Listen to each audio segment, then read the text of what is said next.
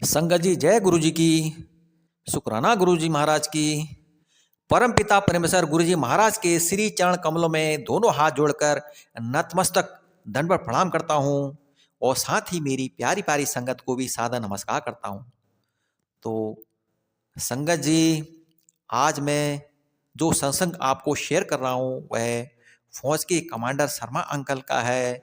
वह बहुत पुराने संगत हैं और उन्होंने गुरुजी महाराज को देखा है, वो अनुभव किया है। तो सत्संग सुनाने से पहले मैं मंत्र जाप करता हूँ। ओम नमः शिवाय, शिव जी सदा सहाय। ओम नमः शिवाय, गुरु जी सदा सहाय। ओम नमो शिवाय, शिव जी सदा सहाय। ओम नमो शिवाय, गुरु जी सदा सहाय। जय गुरु जी की। शुक्राना गुरु जी की। तो संगत जी, आप सत्संग को पूरा सुने ताकि आपको, आपके परिवार को गुरुजी महाराज की ब्लेसिंग मिलती रहे।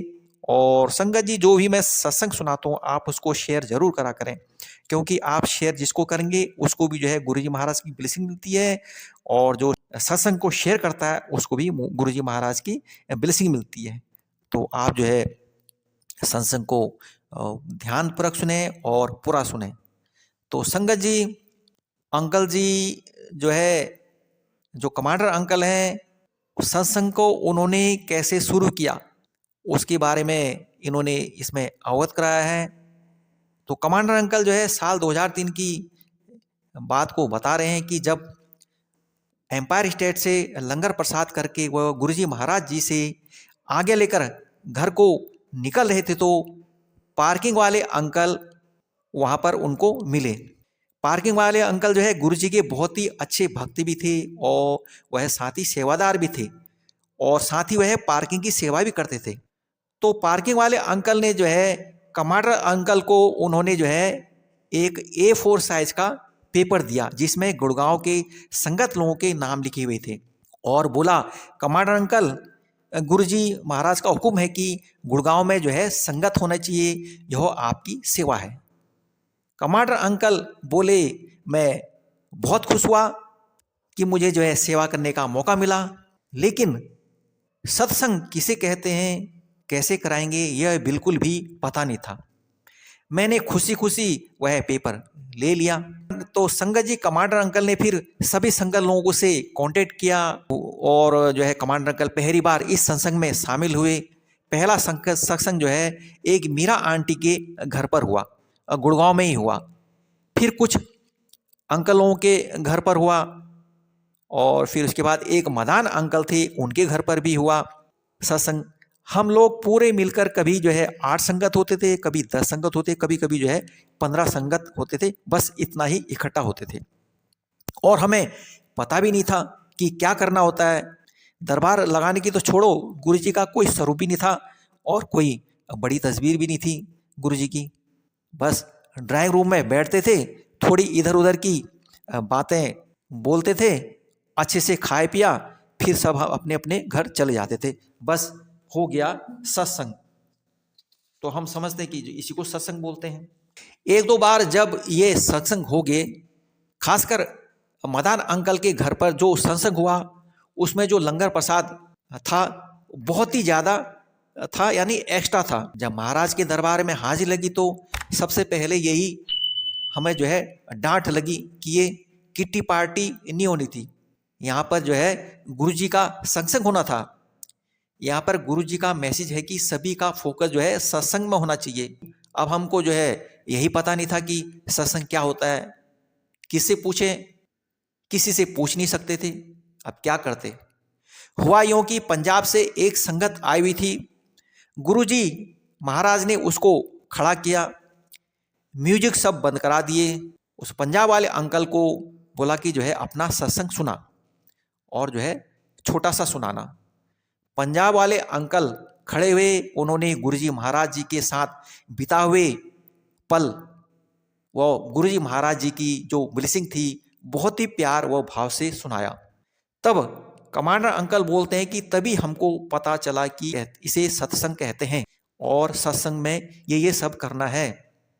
साथ साथ ही हमें उसमें कुछ निर्देश भी दिए कि लंगर प्रसाद में एक मीठा होना चाहिए, एक नमकीन होना चाहिए और साथ में चाय प्रसाद होना चाहिए, बस इससे ज़्यादा कुछ नहीं होना चाहिए। इसके अलावा हर तीसरे रविवार को 5 से 7 बजे तक शाम को जो है सत्संग पूरा हो जाना चाहिए और जो संगत एम्पायर स्टेट मंदिर में जाना चाहती है वह आज्ञा लेकर चली जाए। शबद लगाने की कोई परंपरा नहीं थी और ना ही हमारे पास कोई सामान था। तो जैसे ही सभी संगत लोग इकट्ठे होते थे, गुरु जी का सत्संग शुरू हो जाता था। कोई आरती नहीं होती थी, कोई मंत्र जाप भी नहीं होता था और गुरु जी का आसन भी नहीं लगता था। गुरु जी महाराज का गुण ज्ञान करते थे, गुरु जी के बारे में चर्चा करते थे और गुरु जी महाराज की जो है ब्लेसिंग लेते थे। फिर लंगर प्रसाद लेकर सब अपने अपने घर चले जाते थे। ये सत्संग इस फोकस में कुछ दिन तक चला। फिर क्या हुआ कि संगत फिर बढ़ने लगी, 15-20 से फिर जो है 30-40 तक होने लगी संगत जो है।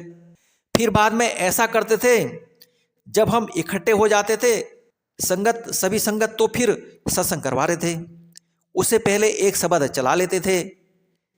शाम को 5 से 7 बजे तक का समय था सत्संग सुनाने का, लेकिन हम जो है 5:15 तक संगत का इंतजार करते थे कि जब सभी आ जाए तो तभी जो है हम सत्संग को जो है शुरू करवाएंगे। लेकिन कुछ आंटी व अंकल लोग हमको देखकर बोलते थे भी, क्या हुआ, समय हो गया, सत्संग शुरू करवाओ, सत्संग शुरू करवाओ।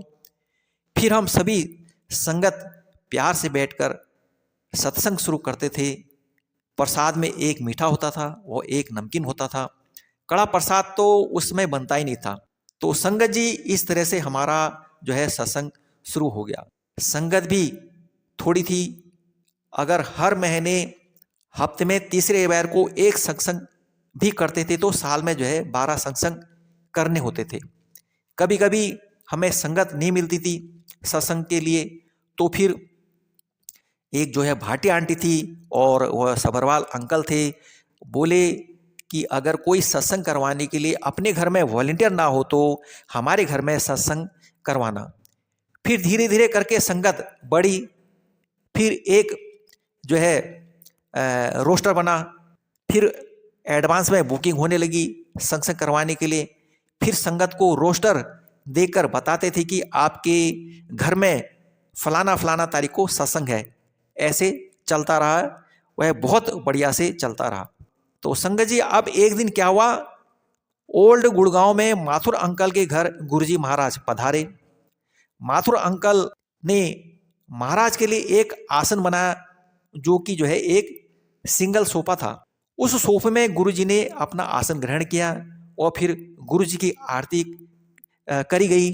तो संगत जी अगली बार जब माथुर अंकल के घर सत्संग हुआ तो उन्होंने वह सोफा जो है अलग से रखा था। जिसमें गुरुजी महाराज ने आसन ग्रहण किया था वह अलग से रखा हुआ था, जिसमें गुरुजी बैठते थे। उन्होंने बोला कि ये गुरुजी महाराज का आसन है, इसमें कोई नहीं बैठेगा। फिर उसी तरीके से आरती की गई।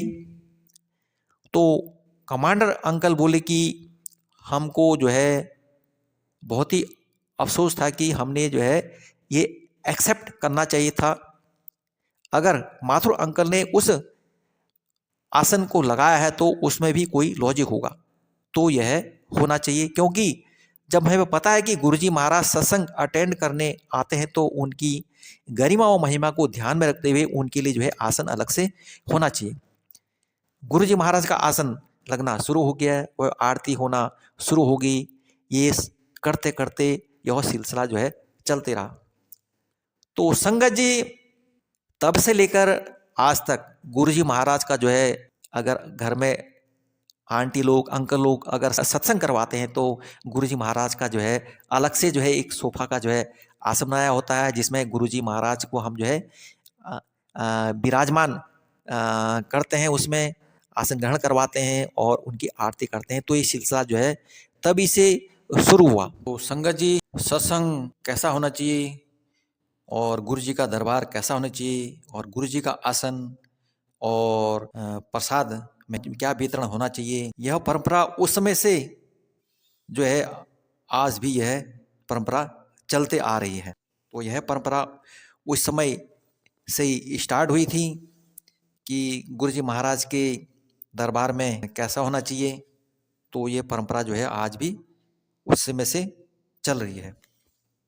संगत जी, सत्संग बहुत बड़ा हो गया है, तो मैं अब अपनी वाणी को यहीं पे विराम देता हूँ। मेरे से कोई भी गलती हो तो आप मुझे माफ़ी चाहता हूँ मैं, और गुरुजी महाराज से यही अरदास करता हूँ कि मेरी जो प्यारी प्यारी संगत है उसको, उसके परिवार पर जो है आप हमेशा कृपा बरसाए रखना, और अपना हाथ सभी संगत परिवार पर आशीर्वाद देते रहना। जय गुरुजी की, शुक्राना गुरुजी की, हर पल का शुक्राना महाराज, अनंतम अनंता शुक्राना गुरु मेरे गुरुजी महाराज। अब मैं गुरुजी का मंत्र जाप करता हूँ। ओम नमः शिवाय, शिव जी सदा सहाय। ओम नमः शिवाय, गुरुजी सदा सहाय। ओम नमो शिवाय, शिव जी सदा सहाय। ओम नमो शिवाय, गुरुजी सदा सहाय। जय गुरु जी की, शुक्राना गुरु जी की, अनंतम अनंत बार शुक्राना गुरु जी महाराज, लख लख बार शुक्राना गुरु जी महाराज।